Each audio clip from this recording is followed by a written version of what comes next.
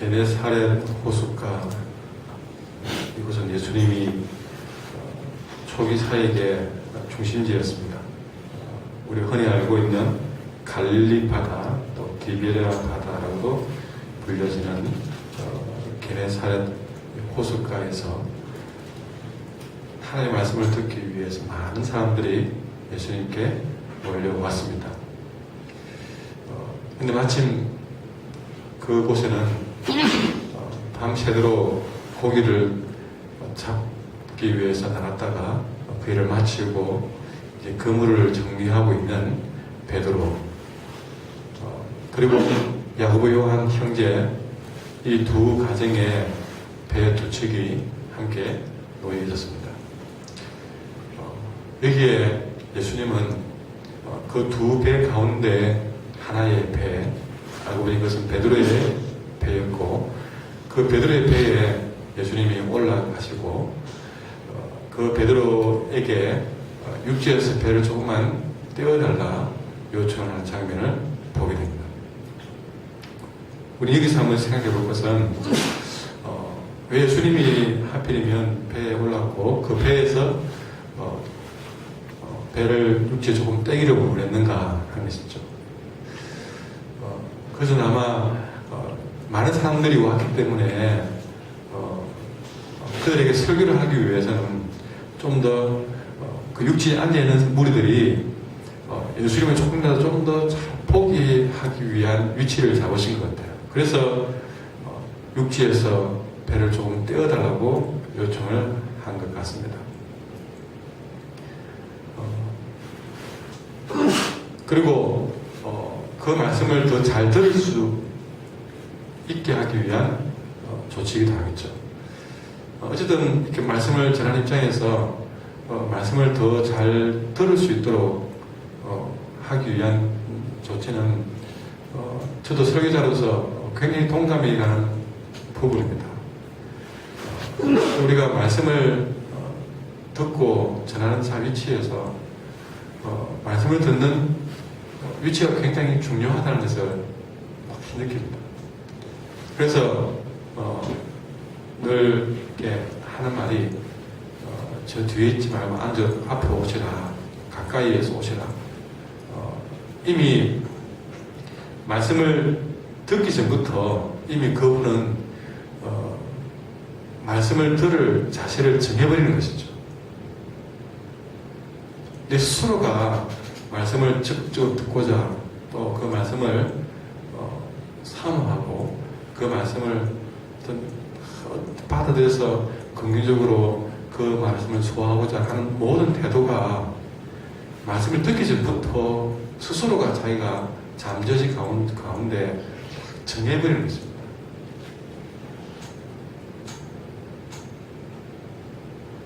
그래서 우리가 이 예배당에 올라가 보면 넓은 공간에 수많은 사람들이 있는데 거기에 늘 앉은 자리에 앉게 되고, 그리고 또 뒤에 앉게 되고 앞에 앉게 되고, 이런 부분들은 생각해 보면 본인이 그렇게 먼저 선택을 하고 앉아버린 것이죠.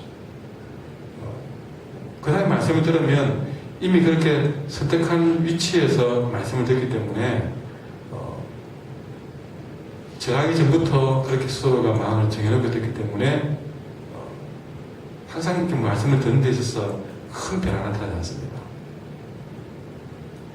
오늘 이 조금 떼기를 청하는 이 부분이어서 우리가 항상 말씀을 듣기 전에 내가 먼저 그 말씀을 사모하며 그 말씀을 듣고자 하는 내 마음의 자세를 더욱더 하나님께 가까이 나가고자 하는 이런 우리 자신을 그렇게 먼저 준비해야 될 줄 믿습니다. 말씀을 전하는 자 못지않게 듣는 자도 많은 준비가 필요하다는 사실을 오늘 이 본문에서 보게 됩니다. 그리고 또 하나의 의미는 뭐냐면, 육지에 조금 떼기를 청했던 의미는 여러분 이 베드로의 배에 있습니다. 그래서 뭐냐면 지금 이 배의 주인공인 베드로는 밤새도록 고기 잡기에 실패를 했습니다. 그러니까 그리고 그물을 정리하고 있으니 여러분 장사를 한 사람으로서 하루 송이를 팔아도 팔린 것이 없이 돌아왔으면 몸도 몸이지만 마음이 얼마나 힘들었겠습니까? 그 실패에 대한 그 생각이 뇌리에서 떠나지 않을 것입니다. 그런 무거운 마음으로 이 베드로가 있는데 그 베드로의 배를 육지에 조금 떼기를 청했다는 것은 그렇게 실패를 경험한 그로 말미암아 그 마음속에 생겨진 현실의 모든 무거운 짐과 염려를 잠시 내려놓으라는 요구이기도 한 것이죠. 그러니까 이것은 전체 말씀을 듣고자 하는 무리들에 대한 조치이기도 하지만 그 배의 주인공인 베드로를 향한 우리 예수님의 작은 메시지이기도 한 것입니다. 조금 떼어놓아라, 육지에서. 현실의 모든 염려를 좀 내려놓아라. 그런 개인의 메시지이기도 한 것입니다. 우리가 주님의 음성을 들으려면, 은혜를 받으려면 내 현실의 모든 염려를 좀 내려놓고 들으셔야 됩니다. 거기에 묶여서는 우리가 좀 더 우리가 더 실감있게 주님의 은혜를 경험하기가 힘든 것이죠. 마음에 혹한 염려를 짊어지고 말씀 들으면 여러분 그것은 길가에 뿌려진 씨앗처럼, 여러분 우리가 씨앗에 대한 비유를 우리가 보지만요, 때로는 가시덤불 속에 뿌려진 씨앗처럼요 말씀이 자랄 수가 없습니다. 그러니 내 마음속에 있는 모든 현실의 모든 염려에서 좀 떨어져 놓고 그렇게 우리는 하나님 앞에 나아가셔야 됩니다. 그렇게 볼 때 우리가 이렇게 새벽기도 나오고 또 주일날 우리가 예배를 드리고 또 주일을 지키고 하는 것은 내 인생의 배를 세상에서 조금 떼어놓는 시간입니다. 그렇게 해야 우리가 살 수가 있습니다. 세상의 모든 염려에 인생의 육지에다가 내 배를 묶어놓고서는 우리가 잠시도 살아낼 수가 없다는 것을 오늘 본문에서 말씀해 주고 있습니다. 현실의 모든 염려를 내려놓고 주님 앞에 기도하십시오. 그리고 예배를 드리십시오. 그래야만이 우리가 다시 한번 살 길을 얻을 수 있게 될 줄 믿습니다. 자, 이제 예수님은 배에 앉아서 무리들에게 가르쳤습니다. 많은 사람들이 예수님의 설교를 듣습니다. 그런데 놀랍게도 그 수많은 사람 가운데서 사실 가장 크게 은혜 받는 사람이 있었다면 그는 다름 아닌 베드로였습니다. 자신의 배를 주님께 드렸던 베드로였습니다. 원했든 원하지 않았던 자기의 배에서 예수님의 설교를 하게 되었고 그 배를 육지에서 떼놓기 위해서는 베드로가 그 배를 탈 수밖에 없었던 것이죠. 여러분 그걸 봤을 때 놀라운 것을 하나 깨닫습니다. 예수님이 이런 부분까지 생각을 했구나. 처음에는 이 베드로를 그렇게 베드로의 배를 빌리고 그 배를 육지에 떼게 할 때는 베드로를 번거롭게 한 일인 줄 알았지만 사실은 베드로를 지극히 생각했던 주님의 조치였구나.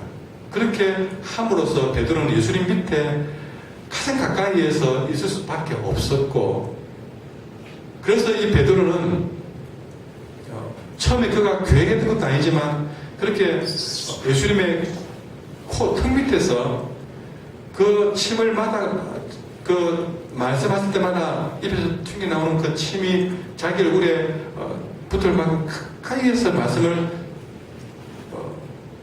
들을 수밖에 없는 그런 어쩔 수 없는 상황에 놓였지만 그것이 그의 인생을 바꿔놓을 수 있는 예수를 만날 수 있는 가장 큰 계기가 되었고 그 어느 누구보다도 가장 가까이에서 예수님의 말씀을 들을 수 있게 된 계기가 되었던 것이죠. 무엇보다 예수님이 자기 배에 오르는 순간부터 그는 복을 받은 것입니다. 육지에서 배를 조금 떼고 주의 음성을 턱 밑에서 듣는 순간부터 그는 전에 경험하지 못했던 엄청난 축복을 경험하게 된 것이죠. 어느 정도 축복을 경험했느냐? 이제부터 주님의 말씀이라면 무엇이든 순종하고자 하는 그런 믿음의 사람이 되게 된 것입니다.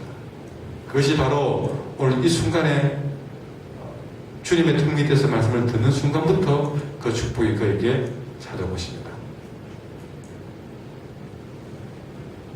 아까도 말씀드렸지만 그만큼 말씀을 듣는 우리의 자리조차도 우리에게 엄청난 차이가 있다는 사실을 오늘 베드로를 통해서 보게 됩니다. 이렇게 설교를 다 마친 예수님은 시몬 베드로에게 깊은 데로 가서 그물을 내려 고기를 잡으라는 말씀을 듣게 됩니다. 이미 등 밑에서 말씀을 다 들은 베드로는 이 얼토당토 않는 하나님의 주님 말씀이 그대로 믿어지는 그런 역사가 바로 나타나게 됩니다.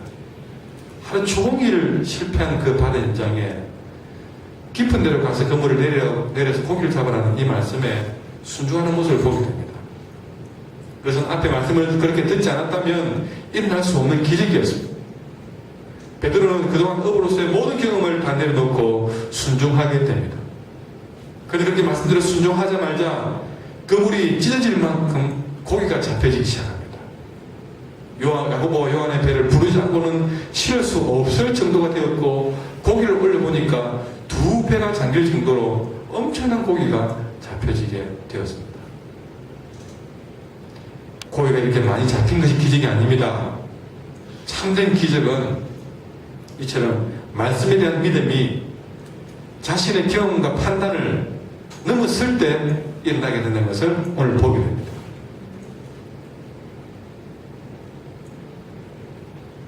여러분, 나는 배를 조금 떼고 말씀을 듣고 있는지 살펴봅시다. 나는 나의 경험과 판단으로 말씀을 내 마음대로 이건 내 말씀이야, 저건 내 말씀이 아니야 하고 여러분이 말씀을 재단하고 제안하고 있지 않는지 우리는 살펴봅시다. 오늘 베드로는 어떤 말, 그가 이해하지 못할 말이라도 순종하며 따를 때에 그런 기적을 경험했습니다. 우리는 내가 생각하는 것만, 내가 원하는 것만, 내 판단으로만 말씀을 들어서는 안 됩니다. 오히려 주의 말씀은 내 판단을 넘어서는 말씀, 거기에 우리의 축복의 길이 있다는 사실을 아셔야 됩니다. 이렇게 말씀에 순종한 결과로 놀라운 기적을 맛본 베드로는 놀라운 변화를 보게 됩니다. 여러분, 기적을 경험했다면 우리는 생각할 때 난리가 났겠죠. 자랑을 하고 그럴 뻔한데 오히려 그런 놀라운 기적을 보았던 베드로는요, 우리가 상상하는 정반대의 모습을 보이게 됩니다. 그건 뭡니까? 여러분, 8절에 보시면 시몬 베드로가 예수의 무릎 아래 엎드리게 됩니다. 여러분, 어떻게 이것이 기적을 경험한 고기 한 번 잡지 못한 자가 고기를 잡고 행동하는 행동이라 말할 수 있겠습니까? 정반대의 모습입니다. 죄인처럼 주님 앞에 무릎을 꿇고 하는 말이 주여 나를 떠나소서 하는 죄인입니다 라고 얘기합니다. 여러분, 여기서 하나님이 이 베드로에게 기적을 보여준 목적을 발견하게 됩니다. 이 베드로에게 기적을 보여준 것은 이 베드로에게 고기 한 번도 잡지 못하는 사람에게 2배나 가득히 고기 주려고 준 기적이 아니었다는 사실이죠. 이 베드로를 이렇게 기적의 자리로 몰고 간 것은 그를 흥분시키기 위해서, 무슨 대단한 로또나 받은 것처럼 즐겁게 하기 위한 기적이 아니었다는 것입니다. 그것은 하나님의 하나님됨을 보여주기 위해서, 죄인의 죄인됨을 깨닫게 하기 위해서, 네가 아무리 억울하고 자랑해봐야 너는 주의 말씀대로 살지 않으면 안 될, 너는 죄인에 불과해.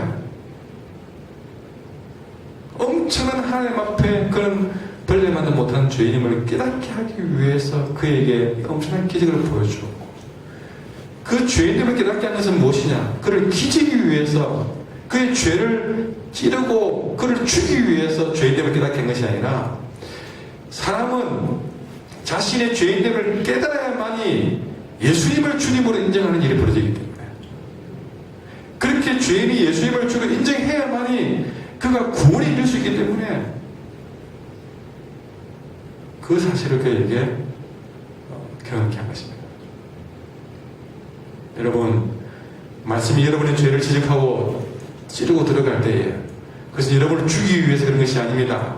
여러분의 죄인됨을 깨닫게 하기 위한 것이었습니다. 그렇게 죄인됨을 깨닫게 함으로써 결국에는 예수님이 주인임을 깨닫게 되고, 그렇게 됨으로써 그가 구원에 이르게 되고, 결국에는 그의 죄인됨을 깨닫게 하는 것은 그를 죽이려고 하는 것이 아니라 그를 살리는 것이고, 그를 복되게 하려는 하나님의 은혜로운 자격이라는 사실을 어리석은 우리 인간들은 깨달아야 됩니다.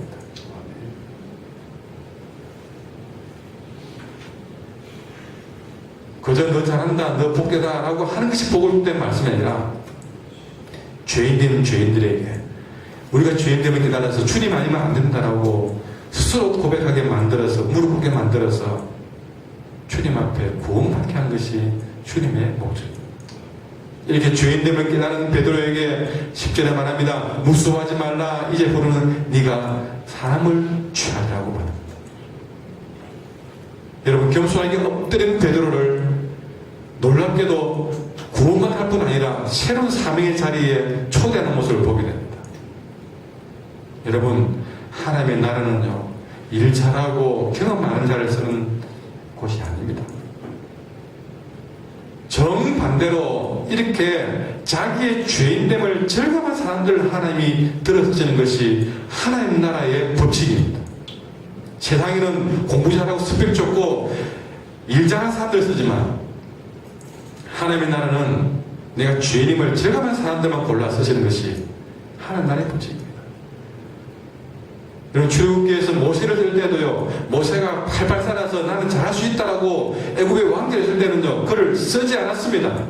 그러나 80노인이 다 되어서 완전 양치기가 되어서 나는 주님이 쓸만한 사람이 아닙니다, 보낼 만한 자를 보내셔서 했을 때에 모세를 이스라엘 목자로 선택했습니다. 왜 하나님이 이렇게 쓰시느냐?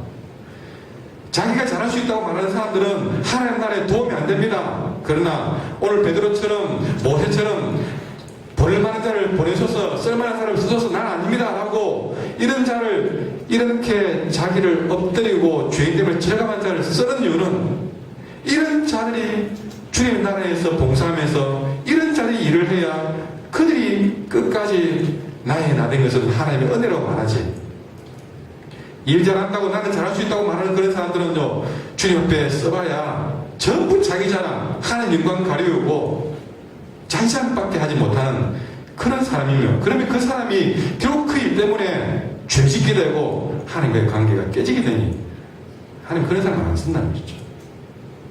내가 죄인임을, 나는 쓸만한 사람이 아님을 절감한 사람들을 쓰는 이유는요, 그리 써야만이 그 사람이 그 개인에게 그 일 때문에 복을 받고 그 사람 때문에 교회가 복을 받고 하나님께 영광이 되는 것입니다. 이렇게 해서 이런 베드로와 야고보 요한은 드디어 베드로를 육지에 놓고 모든 것 버려두고 예수님을 따르는 사람이 되는 것입니다. 내가 경험한 모든 영적인 기적들도 나로 하여금 나 이런 영적인 그런 자격이 있어, 능력이 있어, 그렇게 만드는 것은 잘못 가는 것입니다. 내가 경험한 영적인 기적들은 오늘 베드로처럼 나로 하여금 나의 죄인됨을 더 깊이 고백하게 만드는 것이 되어져야 제대로 되는 것이죠. 주님이 우리에게 뭘 원하시는지를 깨달을 수 있기를 바랍니다. 기도하겠습니다. 하나님, 우리 속에 거지 없는 인생들, 그저 내 생각대로 내 판단대로 믿으려고 하는 우리 어리석음을 용서해 주시옵소서. 오늘 이 말씀에도 모든 부분에서 우리 하나님은 우리의 생각과는 다르게 역사했습니다. 육체에서 배를 조금 떼어놓고 하루 종일 실패한 베드로의 배에 오르셨고 그 배에서 말씀을 전가하셨고 기적마저도 우리의 생각과는 다르게 역사했습니다. 주님, 얼마나 우리가 내 생각을 내려놓아야 될지를 철저히 깨닫게 하시고 우리가 어느 자리에 서야만이 주의 음성이 들리고 어느 자리에 서야만이 주님께 쓰임받는 것인지를 절감하게 해주셔서 우리가 왜 주님 앞에 쓰임받지 못하는지, 왜 내게 주의 말씀이 들리지 않는지를 깨닫게 해주셔서 오늘 주의 말씀이 우리의 마음에 들어오고 주님 우리 인생을 쓰시기로 하시는 그런 주인된 자리에, 경솔한 자리에 엎드려서 주의 음성을 듣게 하시고 깨닫게 해주셔서 예수님 이름으로 기도합니다. 기도하시도록